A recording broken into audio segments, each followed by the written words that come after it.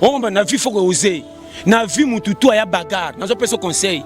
Équipe est gagné à 4 muki bango équipe va mener ata 3-0. Babeta kwa tati. Pas bi ki bazana avantage. Mais équipe est pour na ba koma na méchant. Nana ki na nani. Soko kite kufa. Soko za tokende. Ato linga mwana na oti na 100.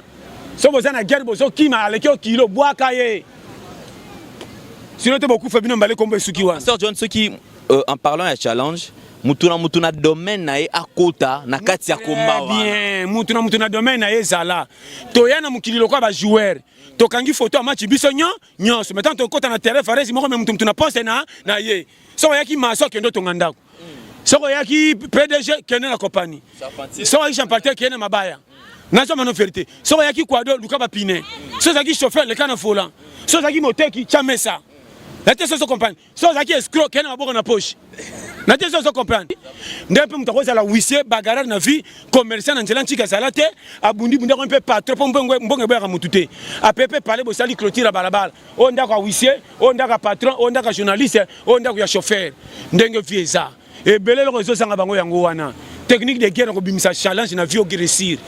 Ko bimisa ko salide na mona be équipe belé ba betela ngo maboko mazoka kupité. Akitaka na deuxième division té. Faut à la parmi. Abongata sangate ndenge vieza ya moi na visa la courage kozaka biyoka yokate toyemba la moko vieza kwata nani akina nani je sais que zo poussa na difficulté zo mat to na demi finale la vie mandefe poussani au polo longwe comme GDG je sais que poussani e konsofeleka ko tshaka mbongo na spectacle te pour la sabatu za prêtre ka bata liboso ba ko kena sangona mabe bango na vifo ekenge so ko zui sepela moko framain et konzo lobby conseil na zopesa yo mutu nenga zawana ami yeba rateka sana binemi sa yeba yo moko luki nzela ko bonga na passe otoki mutoki ba peso édité tango ko zo ba jaloux ba bimisa problème ba ko sa ko peso mbote même na quartier oleki oyaki nzoka ndi alicho bazela ko beta shit alibitabe pa po bata liboso ba bima champion bango muso ko makutu ngako na pesa ke conseil o rapera conseillité mutali boso ko sengo ba 5000 ye soko yo bambote loku mama batika yo quartier balinga kaote yepe compris comment yebi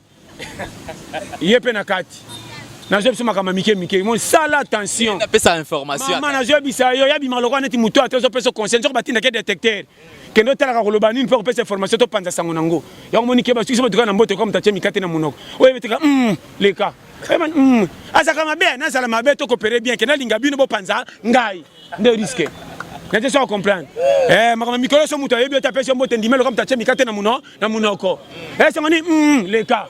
Et ça ma be na suka mabe meto sala bien. Kena sala bobote to solo me boteka ngai risque. De ma micro bobote le kanzambe te cha bobote frame. Mais ce muta na problème pasteur John poto ki na rochité. Ce muta na problème ako exposer pa mninga na été. Que msuso o partager pe na master ko za bi partager te. Mutu muso ko yeba tendes donateur ba secret na yo. Ya moni melangenge. Sala attention na opeso conseil. Bobo te le kanzambe te. Secret na yo mela lokwa bombe. Ebeta kanoka to me géri. E misaka milinga mo kufite. So za biloba loba.